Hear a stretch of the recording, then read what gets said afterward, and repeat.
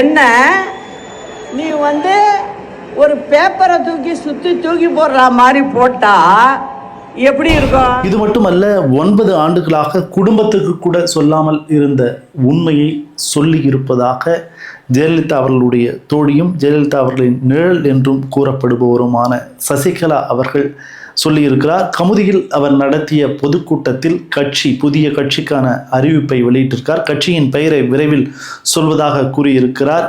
கட்சியின் கொடியை அறிமுகம் செய்து வைத்திருக்கிறார்.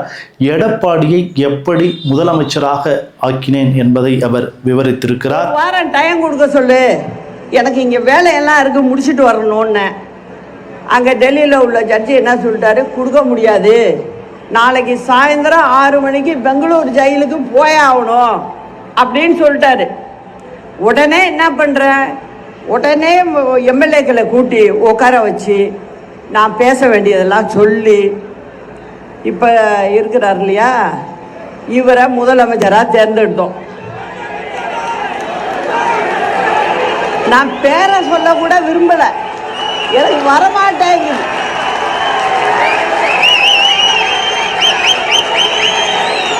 நல்லவங்கன்னா சொல்லுவேன்,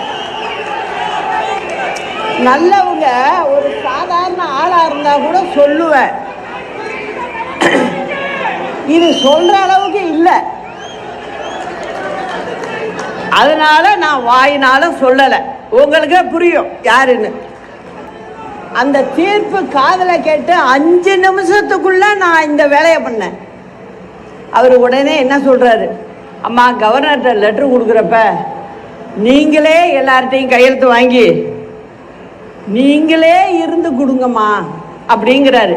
அதனால உட்காந்து அம்மா ஃபோட்டோ வச்சு சத்தியம் பண்ண சொல்லி எல்லாருக்கிட்டையும் கடிதத்தை வாங்கி அதுக்கப்புறம் கொடுத்து நான் கையெழுத்து போட்டு கவர்னருக்கு அனுப்பிச்சி விட்டு மறுநாள் காலைல 11 மணிக்கு பெங்களூருக்கு போனேன்.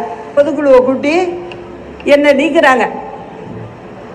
நான் ஒரு முதலமைச்சராக உட்கார வச்சுட்டு போயிருக்கேன். அப்ப எப்படியாப்பட்ட ஆளா இருக்கணும்?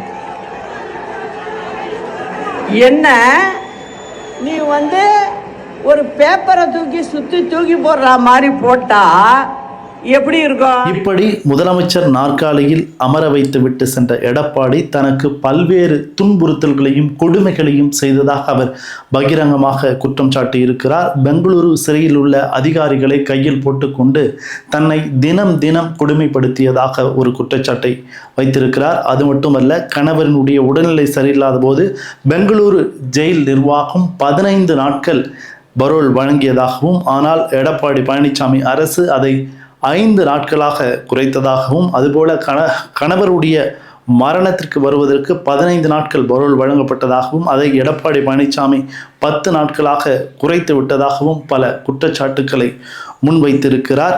பெங்களூரு சிறையிலிருந்து விடுதலையாகி வரும்போது தன்னை கைது செய்யும் திட்டம் இருந்ததாகவும் ஒரு குற்றச்சாட்டை முன்வைத்திருக்கிறார்.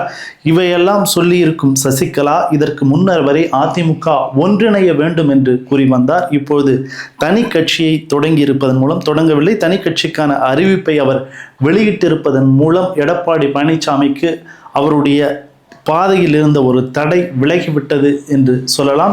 எடப்பாடி பழனிசாமி அவர்களுடைய கட்டுப்பாட்டில் அதிமுக முழுமையாக இப்போது வந்துவிட்டது சொல்லலாம். அதாவது அதிமுகவுக்கு உரிமை கோரி வந்தவர்கள் ஓ பன்னீர்செல்வம், அதன் பிறகு டிடிவி தினகரன் அவர்கள் எல்லாம் தனித்தனி பாதையில் போய்விட்டார்கள். ஓ பன்னீர்செல்வத்திற்கு அரசியலில் அடையாளமே இல்லாமல் போகக்கூடிய ஒரு சூழல் ஏற்பட்டு இருக்கிறது. டிடிவி தினகரன் எடப்பாடி பழனிசாமியை அவர்களை ஏற்றுக்கொண்டு அந்த கூட்டணியில் இணைந்திருக்கிறார். சசிகலா அவர்களோ வழக்கு தொடுத்திருந்தார், பல விஷயங்களை எல்லாம் எடப்பாடி அவர்களுக்கு எதிராக மேற்கொண்டு இருந்தார். இப்பொழுது தனி கட்சி என்ற ஒரு முடிவை அவர் எடுத்திருப்பதன் மூலம் எடப்பாடி பழனிசாமிக்கு இருந்த தடைகள் விலகிவிட்டது. தேர்தலில் வெற்றியோ தோல்வியோ எடப்பாடி பழனிசாமி அவர்களிடம் அதிமுக முழுமையாக சென்றிருக்கிறது. சசிகலா அவர்கள் களம் காண்போம், எம்ஜிஆர் ஜெயலலிதா வழியில் ஆட்சி அமைப்போம் என்று சொல்லியிருக்கிறார்.